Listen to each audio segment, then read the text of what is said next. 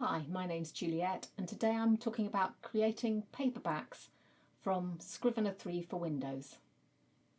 First up, paperback formats I consider only a way to easily get your document into a Word format.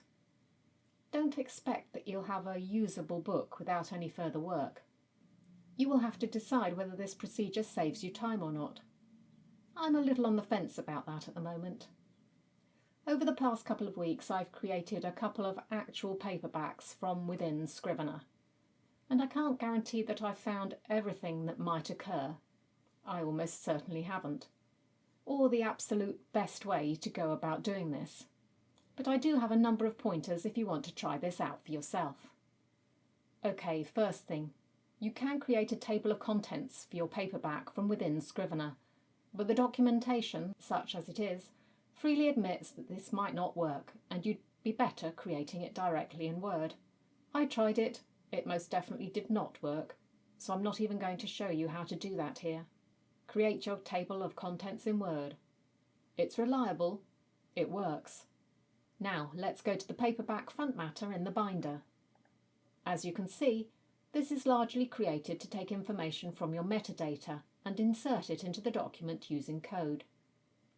I would not recommend doing it this way, because of the very fact that it uses code, and anyone who's been using Word for a long time will know how that can screw up your documents. Also, when I uploaded my proper book file to Amazon the first time, it came back with unexpected code in the front matter and the back matter. I can't prove it, but I suspect the front matter could have had something to do with this method of generating the information.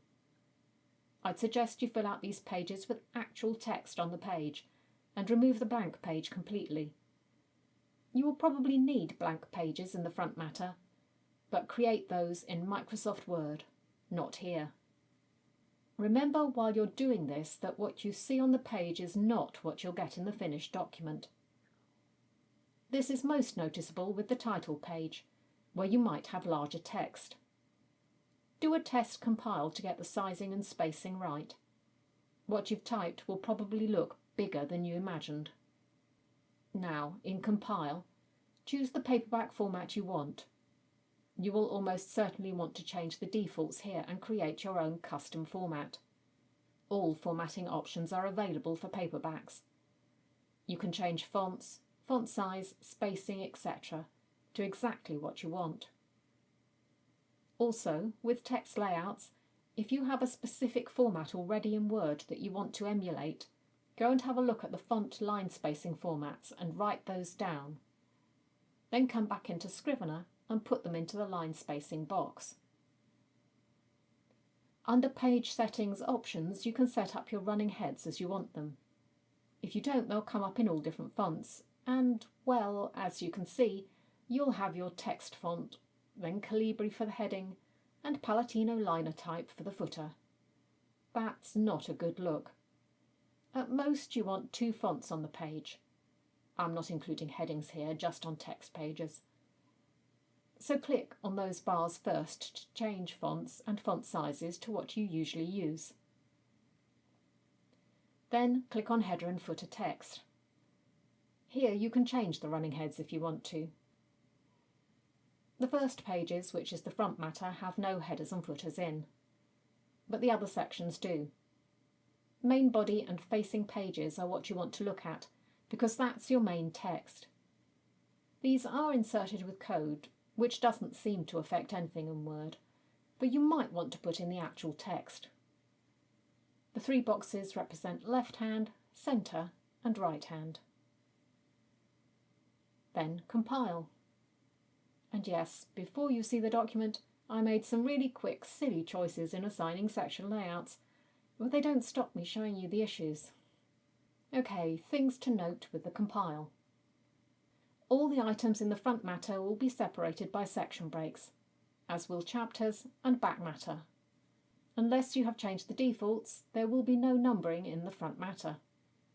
If you want to add in extra blank pages in the front matter, I would recommend using page breaks rather than adding section breaks, because I experienced a number of phantom pages by trying section breaks first.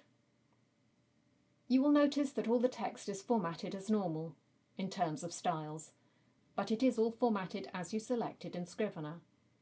So it's just like changing the text on the page for every single element. You can leave this as is if you want, or apply styles throughout. The titles, of course, will have to have a proper style applied, because you need that to generate a table of contents. You can do this simply by highlighting the first one and creating that as a new style, then applying it to all the others.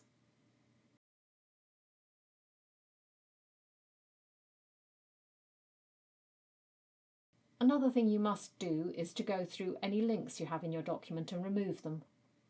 This will ensure you don't get any other unexpected code in your document that Amazon will warn you about. And then all you have to do is sort out the page endings and hyphenation as required. Well, I say all, but we all know what a nightmare that can be.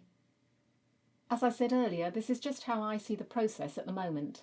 I may change my mind in the future, or add other processes into the mix, as the books I tried were only very short and may not have tested the process as robustly as a complete novel. But you have to start somewhere. Does this save time compared to copying and pasting across from Scrivener into Word, which is how I would normally have done this? Possibly. As I said earlier, I'm a bit on the fence about this, but it probably won't save as much time as you imagine it would. The biggest benefit is that you can ensure that you haven't missed out any of the chapters or sections as you go through it. And to be honest, it's just as easy to have problems with a Microsoft Word document that you've created from scratch. So I'd suggest you give it a go and see what you think. But don't wait until you're up against a deadline. And if you have any specific problems you want me to look into, put them in the comments below and I'll see what I can do. Thanks for watching. And if you've subscribed, I'll see you again next time.